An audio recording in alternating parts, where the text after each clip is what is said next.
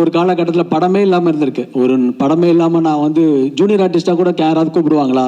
அப்போது அந்த டைமில் யாராவது கூட வந்து சப்போர்ட் பண்ணி இவனை கொண்டு வரலான்னு யாரும் நினைக்கிறதில்ல. நாம் நினச்சா மட்டும்தான் நம்மளால் முடியும். ஸோ அப்படி வந்து அதுக்கு ஒரு நேரம் வரணும். அந்த நேரம் வரும்போது தான் அப்போ என்னை ஒரு கை பிடிச்சிச்சு. ஸோ ஐயோ என்னடா இது இப்படி கையை பிடிச்சி, சரி இண்டஸ்ட்ரியை விட்டு போகலாம், எல்லாரும் சொல்கிறாங்க நம்மளுக்கு டைம் சரியில்லை, நமக்கு ஒர்க் அவுட் ஆகலை அப்படின்னு சொன்னாங்க. ஸோ அதனால் நான் வந்து என்ன நினச்சேன்னா, ஓகே இண்டஸ்ட்ரியை விட்டு போயிடலாம் அப்படின்னு நினைக்கும் போது ஒரு கை பிடிச்சிடுச்சு. அந்த கை, இந்த கை, இந்த கை, இந்த கை, அது என் தன்னம்பிக்கை, அது என்னுடைய தன்னம்பிக்கை.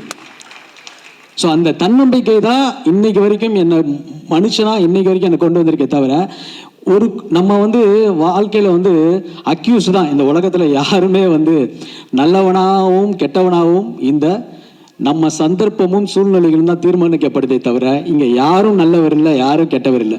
அவங்கவுங்க சந்தர்ப்ப சூழ்நிலை தான் ஒருத்தர் நல்லவனாக்குறதும் ஒருத்தர் கெட்டவனாக்குறதும். ஸோ அதுதான் அப்படின்றதான் மேட்ரே தவிர, மற்றபடி வந்து என்னை பொறுத்த வரைக்கும் எனக்கு இந்த படம் வந்து மிகப்பெரிய ஒரு படமாக இது அமைஞ்சுது.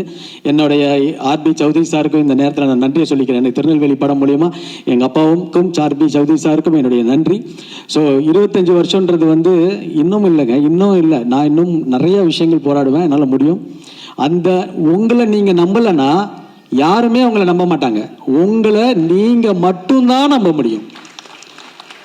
அந்த நம்பிக்கையை மட்டும் தான் நீங்கள் வச்சிங்கன்னா தான் வாழ்க்கையில் வர முடியும். எத்தனையோ சின்ன பசங்க இருப்பாங்க, எனர்ஜெட்டிக்காக இருப்பாங்க. உங்கள் நம்பிக்கை உங்களுக்கு வந்து யாரும் கொடுக்க வேண்டாம். நீங்கள் உங்கள் மேலே நம்பிக்கை வச்சிங்கன்னா ஒரு நாள் அந்த டே வரும். அதுக்கு நம்ம போராடணும், அதுக்கு வெயிட் பண்ணணும், அதுக்கு பல அவமானங்களை சந்திக்கணும், பல அசிங்கங்களை சந்திக்கணும். கூட இருக்கும்போதே நம்மளுக்கு பிரச்சனை. இந்த வாழ்க்கையில் பணம் ரொம்ப முக்கியம், பணத்தையும் சம்பாதிக்கணும். அந்த பணமும் எல்லாம் வரும்போது உங்களுக்கு உண்டான மரியாதையும் விஷயங்களும் வரும். ஆனால் அதை மீறி கொஞ்சம் அன்பு இருக்காங்களே, என்னதான் பணம் இருந்தாலும் நல்லவங்கன்னு இப்போ சில பேர் இருப்பாங்கல்ல, அந்த அன்பு ரொம்ப 1000 பேர் வேணாம், 50,000 பேர் வேணாம். அப்படி இருக்க சூழ்நிலையில் என்ன இனிமே எனக்கு திரையுலக வாழ்க்கையே இல்லைன்ற ஒரு சமயத்தில் ஒரு நண்பர் ஸ்ரீலங்காலேருந்து வந்த நண்பர் சூர்யா அவர்கள், தயவு செஞ்சதுங்க சார், ஏன்னா இது ஆரம்பம். இவர் தான் எனக்கு ஆரம்பம். இவர் தான் இந்த படத்துடைய ஆரம்பம். இது இந்த யாருக்குமே தெரியாத ஒரு விஷயம். இவர் ப்ரொடியூசர்ன்ற பேரில் இல்லை, ப்ரொடியூசர்ன்ற பேரில் இவர் பேர் வராது. ஸோ என்ன அப்போ அவர் சொல்கிறாரு, உதயா நீங்கள் ஜெயிக்கணும்னு நினைக்கிறீங்க, நான் உங்களுக்கு சப்போர்ட் பண்ணுறேன். யார் சார் வருவா? நல்லா இருக்கும் போது இது இருக்கும்போது இவனுக்கு சரியில்லை, இவனுக்கு டைம் சரியில்லை, இவனுக்கு அது சரியில்லை, அவனுக்கு சரியில்லை, இதே தான் சொல்கிறாங்களே தவிர எனர்ஜிக்காக ஏதாவது சொன்னாங்கன்னா அப்போது நம்மளுக்கு ரொம்ப சந்தோஷமாக இருக்கும். ஸோ எனக்கு கொடுத்த சூர்யா சார், நீங்கள் ஸ்ரீலங்கா அவர் பெட்ரோலியம் சார் ப்ளீஸ் நீங்கள் எல்லாரையும் உங்கள் support, Senthil sir and Sridhar bro, ஆரம்ப புள்ளி அவங்க தான் இந்த படத்துக்கு. அதுக்கப்புறம் இதுக்கு முன்னாடி என்னுடைய மிகப்பெரிய பலமாக இருந்தது வந்து என்னுடைய தயாரிப்பாளர் பன்னீர்செல்வம். ஏன்னா எப்பயுமே வந்து அவர் ஒரு எனர்ஜி கொடுப்பாரு. என்னன்னா அவர் சொல்லும்போது இது மாதிரி இல்லை ப்ரோ, நம்ம பண்ணுறோம் ப்ரோ. அவருடைய நல்ல மனசு, அவர் ரொம்ப நல்ல மனிதர். ஸோ அவர் வந்து இந்த படத்தில் எனக்கு துணையாக இருந்தார். அது மட்டும் இல்லாமல் நான் அடிக்கடி பாபா கோயிலுக்கு போவேன்.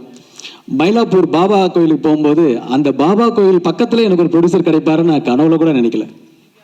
அவர் தான் தங்கவேலு சார். அந்த சாய்பாபா வந்து அவருடைய மூலியமா எனக்கு தங்கவேலு சார், அவரும் ஒரு சாய்பாபா பக்தர். ஸோ இப்படி தான் இந்த ட்ராவல் வந்துச்சு. ஸோ இப்படிப்பட்ட படத்தில் இப்படி ஒரு இடத்துல தான் என்னுடைய லைஃப் பயணம் போயிட்டு இருக்கு. 25 வருஷம் இல்லை, இன்னும் என்னால் ஜெயிக்க முடியும். ஏன்னா என்னை சுற்றி வந்து ஒரு வைப்ரேஷன் இருக்குது. அதை மட்டும் இல்லாமல் நல்ல நண்பர்கள் கூட்டம் என்கிட்ட இருக்குது. ஸோ அவங்க எனக்கு சப்போர்ட் பண்ணுறாங்க. இன்னும் எனக்கும் இருக்குது. அதில் சில பேர் வந்து நம்மளை வந்து எது வேணாலும் சொல்லுவாங்க. ஆனால் சில பேர் வந்து எல்லாமே வந்து நம்மளுக்கு ஒரு எனர்ஜெட்டிக் கொடுக்குறாங்க, பார்த்தீங்களா? அதுதான் முக்கியம்.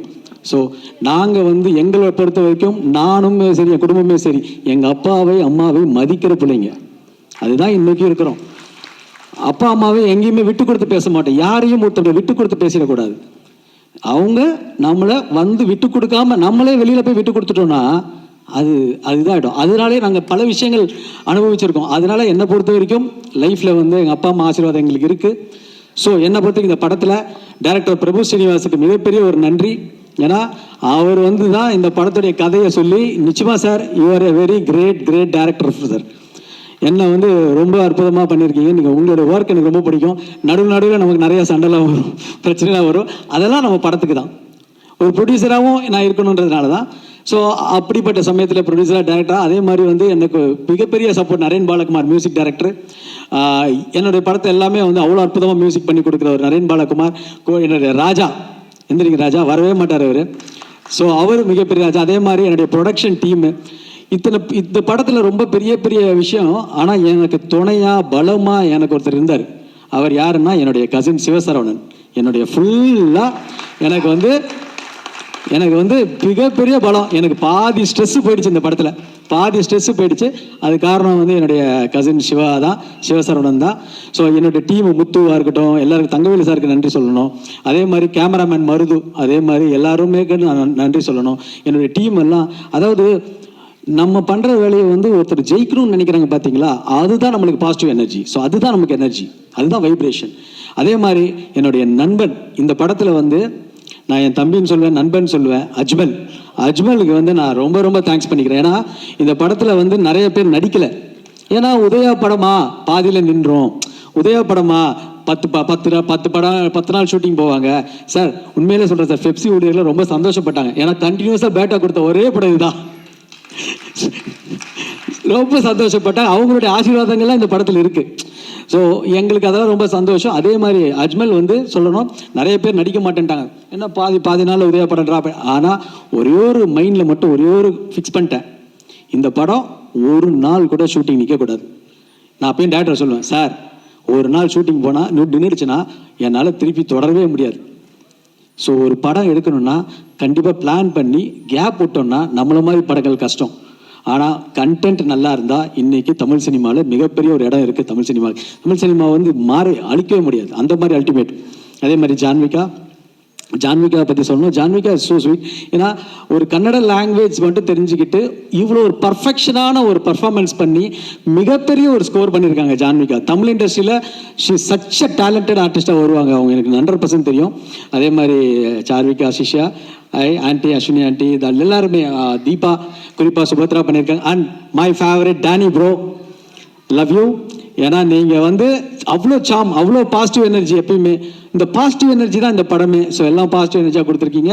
அதே மாதிரி நம்மளுடைய பிரபாகர் சார், கன்னட வில்லன் எங்கே இருக்கார், கன்னட பிரபாகர் வில்லன் சார் வந்து சூப்பரு. அதே மாதிரி வாட்டர் மெலான் ஸ்டார், நான் அவரை ரொம்ப பாராட்டுறேன். ஏன்னா ஒருத்தன் வந்து நம்ம என்ன வேணா ஒருத்தனை கிண்டல் பண்ணி எல்லாமே நடக்கும்.